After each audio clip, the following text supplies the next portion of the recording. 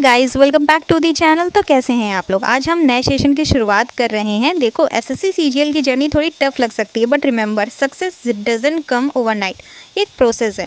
आज जो भी आप पढ़ाई में इन्वेस्ट कर रहे हो, वो आपके फ्यूचर के लिए एक फाउंडेशन बिल्ड कर रहा है। इस वक्त जो चैलेंजेस दिख रहे हैं, वो कल के रिजल्ट में कन्वर्ट होंगे।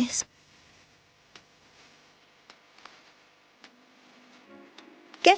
तो आज के दिन की शुरुआत ऐसे होती है कि मैं सुबह 5 बजे उठ जाती हूँ और उसके बाद पानी वगैरह पी के मेडिटेशन वगैरह करती हूँ। और फिर उसके बाद अपना स्टडी सेशन स्टार्ट हो जाता है ब्रेकफास्ट के साथ। और सबसे पहले मैं बनाती हूँ अपनी टू डू लिस्ट, क्योंकि टू डू लिस्ट बनाने से हम लोगों को पता रहता है कि हम लोगों को आज पूरे दिन करना क्या है। टू डू लिस्ट बनाने के बाद मैंने अपनी वोकैब्स स्टार्ट कर दी। अभी तो मैं नीतू मैम से वोकैब्स कर रही थी, लेकिन फिर मुझे रियलाइज़ हुआ कि जो एसएससी में वोकैब्स आती हैं, वो प्रीवियस ईयर से ज़्यादा आती हैं, मतलब रिपीट होती हैं काफ़ी सारी वोकैब। तो मैंने सोचा कि पिनाकल से पहले मैं जितनी भी वोकैब्स प्रीवियस ईयर में आई हैं, वो कंप्लीट कर लेती हूँ, जिससे मुझे फ़ायदा मिलेगा आने वाले एग्ज़ाम में। तो मैं उससे कर रही हूँ। एक कमेंट आया था कि एसएससी और कॉलेज दोनों को कैसे मैनेज करें। तो देखो, मैं कैसे मैनेज करती हूँ कि मैं कॉलेज नहीं जाती हूँ, जब इम्पोर्टेंट होता है तभी जाती हूँ। और जैसे ही एग्ज़ाम आने वाले होते हैं कॉलेज के, तो उसके 1 मंथ पहले हमारी प्रिपरेशन स्टार्ट हो जाती है एसएससी को और कॉलेज को। इसी तरह मैं मैनेज करती हूँ, मतलब कॉलेज से 1 महीने पहले ज़्यादा फोकस कर देती हूँ कॉलेज की पढ़ाई में। और एसएससी भी चलती रहती है, लेकिन कॉलेज की पढ़ाई में उस टाइम ज़्यादा फोकस होता है, क्योंकि अगर हमने एसएससी की रोक दी तो हमारा जो फ्लो चल रहा है ना, वो टूट जाएगा। तो फिर दिक्कत होने लगती है वापस फ्लो में आने में, है ना। तो ये रहता है मेरा। अब उसके बाद वो कैब्स करने के बाद देखा, मतलब सवेरा हो गया तो उजाला वगैरह हो गया था। तो उसके बाद मैं थोड़ी देर ऊपर टहलने गई, चाय वगैरह पिया। और फिर उसके बाद मैंने आज रिवीजन किया है इंग्लिश का। तो मतलब ग्रामर के जो रूल्स मैं रिकॉल नहीं कर पा रही थी, उनका रिवीजन किया मैंने। एक कमेंट आया था कि मेरे 18 से 19 क्वेश्चन सही होते हैं इंग्लिश में, तो क्या मुझे पेड बैच लेने की ज़रूरत है। तो मुझे तो लगता है कि इंग्लिश के लिए पेड बैच लेना वेस्ट ऑफ टाइम है। बिकॉज़ अगर आपकी इंग्लिश बिल्कुल वीक है तो आप ले सकते हो, लेकिन अगर आपके मतलब मार्क्स आ रहे हैं तो यूट्यूब पे इतने सारे वीडियो अवेलेबल हैं, आप उससे कंप्लीट कर लो और उसके बाद मॉक टेस्ट दो।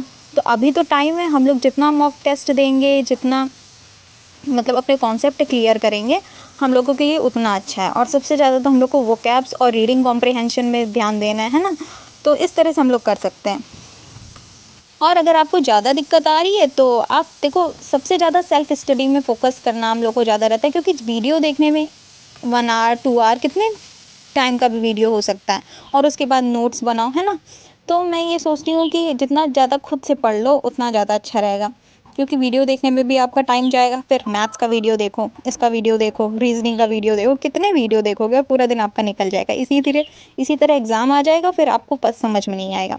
तो जितना ज़्यादा आप खुद से पढ़ सको, अरे नीतू मैम की बुक है वो ले लो, उससे आपके सारे कॉन्सेप्ट क्लियर हो जाएंगे, है ना। तो आप ऐसे कर सकते हो। और अगर आपको कहीं डाउट आ रहा है तो यूट्यूब में बहुत सारे वीडियो हैं, आप उनसे अपने कॉन्सेप्ट क्लियर कर सकते हो, है ना। तो ऐसे कर सकते हो आप। अब मैं करंट अफेयर कर रही हूँ, मैं एक बुक लेके आई थी, क्योंकि प्रीवियस ईयर मैराथन वगैरह देखने से मुझे इतना ज़्यादा समझ नहीं आएगा, इसीलिए मैं लेके आई थी करंट अफेयर की बुक स्पीडी। मतलब इसमें कॉन्सेप्ट क्लियर हैं और स्टैटिक पार्ट भी कवर है इसमें प्रीवियस ईयर का। और ये बुक 1 अक्टूबर 2024 तक अपडेटेड है ना। तो इस तरह कर लेते हैं। फिर उसके बाद मेरा जो मैंने मतलब 1 पेज में रोज़ पढ़ूंगी, और जितना मतलब पहले दिन पढ़ा है उसको फिर रिवाइज़ करूंगी, इस तरह से करूंगी। फिर उसके बाद मैं ज्योग्राफी कर रही हूँ, ज्योग्राफी मेरी चल रही है। मैं एक एक करके सारी जीएस के पोर्शंस उठाऊंगी, और वरना एक साथ करेंगे तो ज़्यादा हेडेक बनने लगता है कि ये भी करना है वो भी करना है। तो एक एक करके कंप्लीट करते जाओ, फिर बाद में उसका रिवीजन करते जाओ, इस तरह से कर सकते हैं, है ना। तो ज्योग्राफी के तो मैंने खुद के नोट्स बना रखे हैं, इसीलिए मुझे ज़्यादा दिक्कत नहीं हो रही है। तो मैं खुद के नोट्स से कर लेती हूँ। और ज़्यादा दिक्कत होती है तो मेरे पास जिन मैम से मैंने नोट्स बना रखे हैं, मैं उनके वीडियो देख लेती हूँ, तो मेरा कॉन्सेप्ट क्लियर हो जाता है। और एक कमेंट आया था कि जीके जीएस कैसे रिकॉल करें, कैसे मतलब याद ही नहीं होती है, भूल जाते हैं बार बार।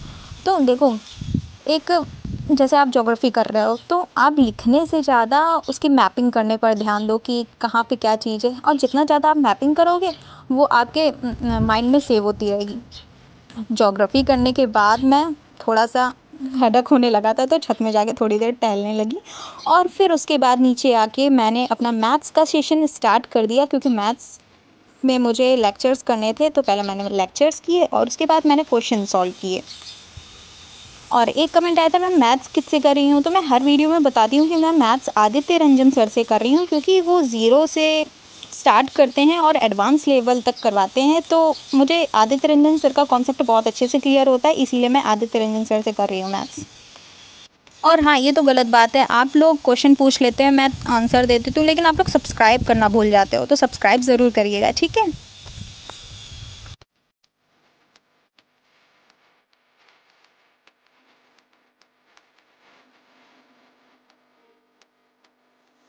पढ़ाई के बीच में ब्रेक लेते रहना चाहिए, वरना इतना ज़्यादा हेडेक होने लगता है और एंग्जाइटी होने लगती है।